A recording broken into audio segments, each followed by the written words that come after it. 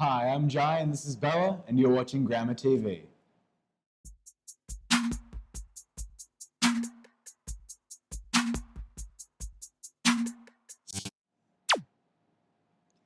After a short break, Grammar TV is back for 2017, and our Grade 10 class is excited to be presenting it to you. Our first story today was put together by Sam Elliston-Buckley and Sam von Stieglitz.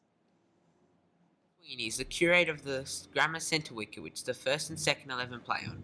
Chris puts in endless hours of work and continues to put up a great pitch. We had a chance to speak to him about some of the things he does. As we may know, there were changes to the centre wicket before the season. Chris explains what was involved. A lot of hard work, like scarifying, suiting, top dressing, levelling it out. So it takes about 2 weeks to repair. And shade cloth it and just keep plenty of water up to it. Usually takes about 6 weeks before it's ready to start rolling. I put a lot more work into it, more clay, heaps more rolling and a lot more water. As we all know, Chris hates people on his square. We ask why this is. When it's wet, I hate it. So I leave big footprints. I don't realise it's clay, not dirt. It takes a period of time to get the pitch back to playing standard after the footy season. Chris details the restoration of his wicket. About the same, about another 8 weeks of preparation. I usually do the same thing, scarify, seed, top dress, level. Yeah. Chris became the groundsman after taking over from the character Mr. Ian Young. He tells us what he learnt from Mr. Young. A good friend of mine that used to work here, Mr. Ian Young, brought me on board and taught me everything I know. I appreciate what he done and taught me. I love it. I love what I do. I love seeing kids smile on their face when they get a good wicket and that sort of stuff, yeah. The grammar sports facilities have been upgraded, but Chris says he wants more. I'd like to see underground here, new drainage put into the main oval and resurfaced. I'm sure we speak on behalf of all grammar students when we thank Chris for all his hard work. Now, Ruby, Yezra and Millie bring us some information from the Sherborne Exchange earlier this year. Over the past summer holidays, several Year 10 grammar girls had the opportunity to spend their time overseas. It's an exchange to Sherborne in England. There were 5 girls who were lucky enough to go on this exchange. Myself, Olivia, Belle Wallace, Eliza Bowen and Phoebe Smallwood. On the exchange we learnt about the British culture and the history of Sherborne and London, and we got to see some cool historical sites. We went at the start of January for 4 weeks this past summer holidays. Sherborne is about a 3-hour drive south of London. We went to lots of places. We went to London. We saw Big Ben and the London Eye. And we also saw the production show of Wicked. The girls' exchange partners will visit Tasmania in the July holidays for 4 weeks. For those interested, Grade 9 girls will have the opportunity to apply later in the year for the 2018 exchange. The cast members of the 2017 production have been working day and night to get their stellar show on the stage, and we have some insight from behind the scenes. This year in the Grammar Drama Department, work is well underway for the musical performance of Joseph and his Technicolor Dreamcoat. The story follows the biblical Joseph, played by Taron Edwards, and his numerous jealous brothers. We had the chance to speak to some people behind the production. Here we speak to director Mrs. Peters with regards to the story. There's a team of us that decide. So it's the musical director, who's Mr. Clark, the choreographer, Mrs. Hickman, and me. And what we usually do is we have a look at the talent in the school in terms of the singers, whether the singers are male, female, or we've got a blend of both, how many dancers we've got. So we look at the skills of the students and then we decide what musical suits them. And it's also good because it's not one of the longer ones, it's actually less than 2 hours. So it's a good length for us. My role in the production is Benjamin, the 12th son of Jacob, which makes me the youngest brother of Joseph. We've got 33, I think 33, and they're from grade 10, 11, 12.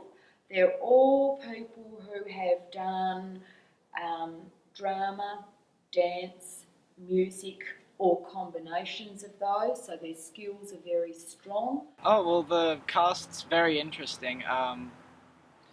It's primarily grade 11s, which isn't surprising considering their work in the arts. They're very kind of artistic. There are a lot of male roles, which means that the majority of female roles are kind of extra roles, the ensemble roles. But that's actually fitted quite well with the amount of males casted. Tarrant, who's our Joseph, he's involved at the moment in Wicked. Rhiannon's had a title role in Encore's production of Annie. Our rehearsals are going amazingly. We're almost an entire rehearsal ahead of schedule, so we'll easily make the time set for the production, at least at this rate. Now we ask our interviewees about how they plan to separate this year's production from previous years. This year, for the first time, we're actually doing something with technology, which is quite interesting. We had a really good lighting person come up from Hobart to do all of our lighting effects, because we think if the students put lots and lots of time into the singing and the dancing and the music, then we need to be able to support that with a really good visual experience for the audience. Oh, well, I'm in it this time, so I guess that's all I can do.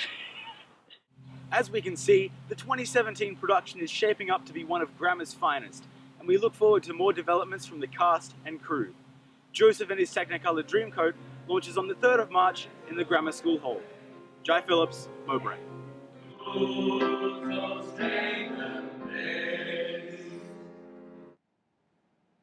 I sure am looking forward to that. Joseph the Amazing Technicolor Dreamcoat finishes its run tonight and was a great success. Ben and James have produced a story about the ongoing boarding house renovations. Thanks to Mr. Sheehan and Mr. Slavin for helping out with this story. Boardinghouse has recently undergone some renovations in the junior section of the house. We spoke with Mr. Slavin to find out what the renovations entail. The renovation entails pretty much the whole refurb of the grade 7 dorm, which means, as you can see behind, we're redoing all the electrical as well as flooring, painting and all the furniture, so beds, desks, cupboards. As with all renovations, there have been some unexpected delays.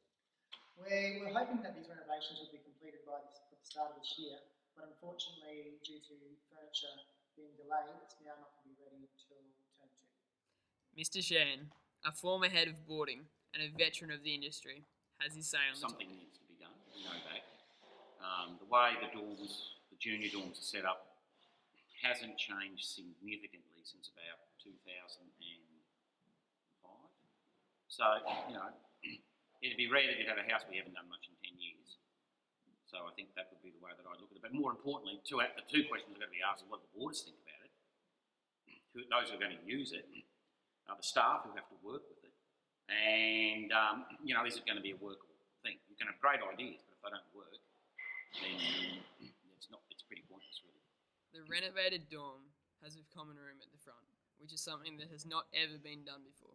The new common area, we're pretty much breaking this down now. Where in the past we've had all bedding through the dorm and all our common areas have been downstairs.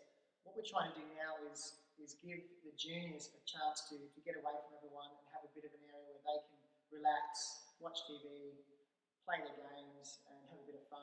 Provided people use the common rooms, and I still think they're really important, that's a time when the community get together, and you don't want people living in the dorms too much.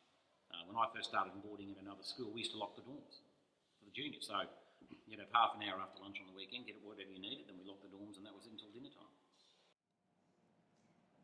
Now, Bella and Lucy will present a story on the Grammar Bike Trail.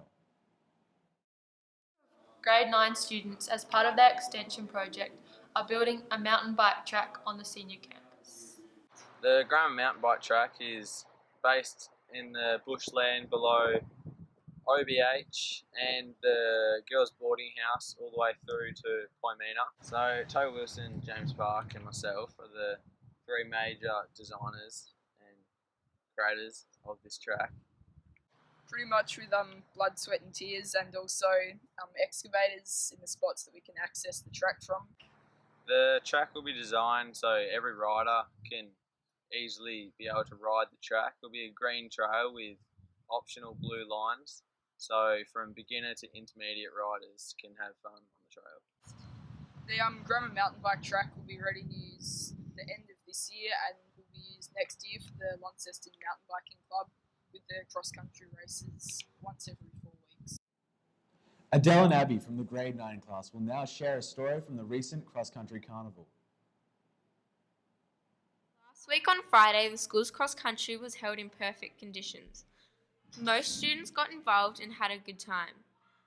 Whilst the running took place, the junior and senior boys and girls fought for the tug-of-war of honours. As a new initiative from this year's prefects, in an attempt to get us to learn the school war cry, houses competed for extra points, whilst also putting their own spin on the traditional cry. Gillett with their haka-inspired performance and others making it more relevant to the individual houses.